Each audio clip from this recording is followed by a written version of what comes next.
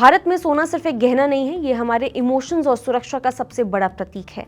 हम भारतीयों की एक पुरानी आदत है, हम बुरे वक्त के लिए सोना जोड़ करके रखते हैं। घर में शादी हो, बच्चों की पढ़ाई हो या फिर कोई मेडिकल इमरजेंसी, हम जब देखते हैं कि भाई तमाम रास्ते जो है सब बंद हो चुका है, तो अलमारी में रखा हुआ वो जो चमचमाता सा सोना है ना, वो हमारे काम आता है। लोग सोने में निवेश इसीलिए करते हैं क्योंकि उन्हें पता है कि भाई मुसीबत पर तो देखें यही काम आने वाला है। सबसे लिक्विड एसेट है ये हमारा, यानी कि इसे गिरवी रख करके तुरंत हमें पैसा मिल सकता है। लेकिन क्या हो अगर वही सोना जो आपको मुसीबत से निकालने वाला था, आपको कर्ज के ऐसे जाल में फंसा दे जहां से निकलना ही मुश्किल हो जाए। आज की ये जो रिपोर्ट है, ये जो खबर है जो हम आपके सामने पेश कर रहे हैं, ये इसी बारे में है। हाल ही में आई ट्रांस यूनियन सिविल की एक रिपोर्ट ने इस खतरे की घंटी बजाई है। देखिए, जो गोल्ड लोन कभी सबसे सुरक्षित माना जाता था, अब उसमें यहाँ पे स्ट्रेस यानी कि तनाव बढ़ रहा है और लोग तेजी से इसके जाल में फंसते हुए नजर भी आ रहे हैं। इनफैक्ट डिफॉल्टर बन रहे हैं। कर्ज का बढ़ता जाल और हाई लिवरेज जो है इस रिपोर्ट की सबसे बड़ी और सबसे पहली चिंता है। देखिए, कर्ज का जो बढ़ता बोझ है ना, इसके ऊपर बहुत ही ज़्यादा विस्तार में बात करने की ज़रूरत है, क्योंकि ये रिपोर्ट जो है, इसके जो आंकड़े हैं, ये आपको चौंका के रख सकते हैं। आजकल लोग क्या है ना कि सिर्फ गोल्ड लोन ही नहीं ले रहे, बल्कि एक साथ कई तरह के यहाँ पे लोन लेकर के बैठे हुए हैं। इसे बैंकिंग की भाषा में अगर देखें, लिवरेज एक टर्म है, वो कहा जाता है, यानी एक साथ आप तमाम तरह के लोन लेकर के बैठे हैं। कहानी कुछ ऐसी है कि मान लीजिए कोई व्यक्ति है, उसके पास भाई पर्सनल लोन भी उसने ले रखा है, क्रेडिट कार्ड का बिल भी बकाया है, ऊपर से सोने पर भी उसने लोन उठा लिया है। अब चारों तरफ से किश्तें जो हैं वो आने लगती हैं, यानी कि चारों तरफ अब उसको ईएमआई भरना है, तो इंसान का बजट यहाँ पे बिगड़ जाता है। लोग अब गोल्ड लोन को अपनी ज़रूरतों के लिए नहीं बल्कि पुराने कर्ज चुकाने के लिए इस्तेमाल कर रहे हैं, और यही वजह है कि कर्जदारों पर आर्थिक दबाव इतना बढ़ गया है कि वो यहाँ पे गोल्ड लोन की किश्तें समय पर नहीं भर पा रहे। रिपोर्ट बताती है कि मार्च 2022 से दिसंबर 2025 के बीच में गोल्ड लोन का बैलेंस 3.8 टाइम्स जो है वो बढ़ गया, जो ये दिखाता है कि लोग अपनी क्षमता से ज़्यादा कर्ज लेने की होड़ में लगे हुए हैं।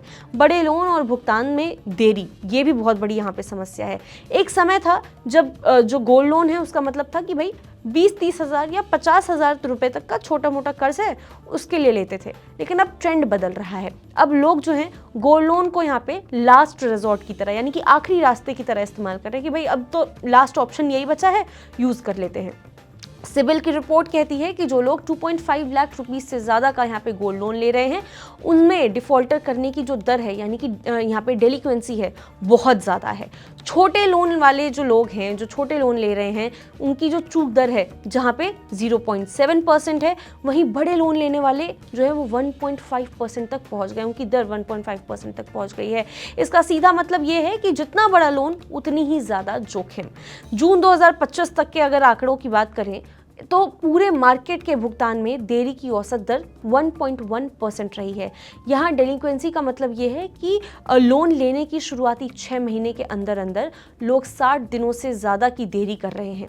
ये बैंक और फाइनेंस कंपनीज जो हैं, जो NBFCs हैं, उनके लिए एक बहुत बड़ा रेड फ्लैग है। सोने की कीमत और LTV का पेचीदा खेल, गोल्ड लोन की ये जो पूरी कहानी है, सोने की कीमत के इर्द गिर्द घूमती है। जब सोने के दाम बढ़ते हैं तो बैंक खुशी खुशी ज़्यादा लोन दे देते हैं, क्योंकि गिरवी रखे सोने की वैल्यू बढ़ जाती है।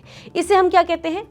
लोन टू वैल्यू, जिसे मैंने अभी इससे पहले एक टर्म यूज़ किया था LTV, ये उसी का फुल फॉर्म है, लोन टू वैल्यू रेशियो कहते हैं इसको। लेकिन जो जोखिम है वो तब शुरू होता है जब सोने की कीमतें अचानक गिर जाती हैं। अब बढ़ने का तो आप जान गए, गिरने के लिए क्या है ये भी समझिए।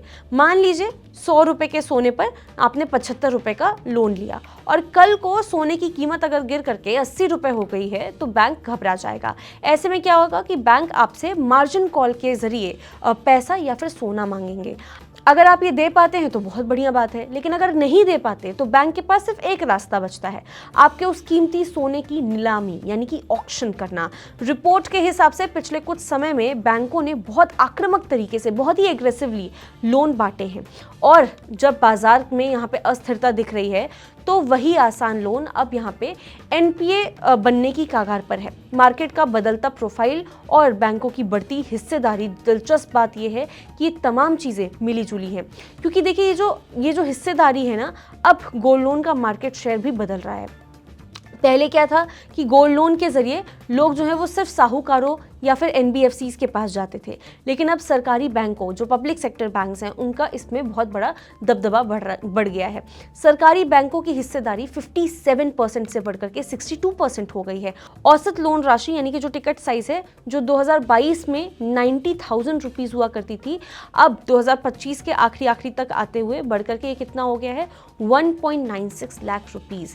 ये दर्शाता है कि मध्यम वर्ग और सुरक्षित प्रोफाइल वाले जो लोग हैं वो भी घरेलू खर्चों और वित्तीय मैनेजमेंट के लिए सोने को गिरवी रख रहे हैं। लेकिन चिंता की बात यह है कि जिन लोगों का पिछला क्रेडिट रिकॉर्ड जो है वो खराब रहा है, वो भी अब गोल्ड लोन की शरण में जा रहे हैं। ऐसे लोगों के लिए भविष्य में बैंकिंग सिस्टम से किसी भी तरह का दूसरा लोन मिलना 1.6 टाइम्स यहाँ पे ज़्यादा मुश्किल हो सकता है। तो देखिए, क्या है यहाँ पे सावधानी का रास्ता, क्या आपको यहाँ पे सावधानी बरतनी है। इस पूरी रिपोर्ट का जो यहाँ पे बॉटम लाइन है ना, यानी कि जो निचोड़ है वो यही है कि सीधा आपको यहाँ पे क्या करना है, आपको यहाँ पे गोल्ड लोन अब उतना ज़्यादा आपको ये मान के नहीं चलना कि भाई बहुत ज़्यादा सेफ है, ऐसा बिल्कुल भी मान के नहीं चलना। आने वाले समय में बैंक अब लोन देने से पहले आपके जो क्रेडिट हिस्ट्री है और आपकी कमाई को बहुत बारीकी से चेक करने वाले हैं, यानी कि नियम और भी ज़्यादा आपके लिए सख्त होने वाले हैं। अगर कर्ज चुकाने में तनाव इसी तरह बढ़ता रहा तो हमें अखबारों में सोने की नीलामी के विज्ञापन ज़्यादा देखने को मिल सकते हैं। इसके अलावा बढ़ते रिस्क को देखते हुए कंपनियां जो हैं ब्याज दरों में भी बढ़ोतरी कर सकती हैं। इसीलिए अगर आप भी गोल्ड लोन लेने का सोच रहे हैं तो ये याद रखिए कि सोना गिरवी रखना आसान है, लेकिन उसे यहाँ पे छुड़वाना, वापस अपने पास लेके आना आपकी वित्तीय सूझबूझ पर निर्भर करता है। और अपनी ज़रूरत और चुकाने की क्षमता को देखते हुए, उनके बीच में बैलेंस बनाते हुए ही आपको यहाँ पे फैसला करना है।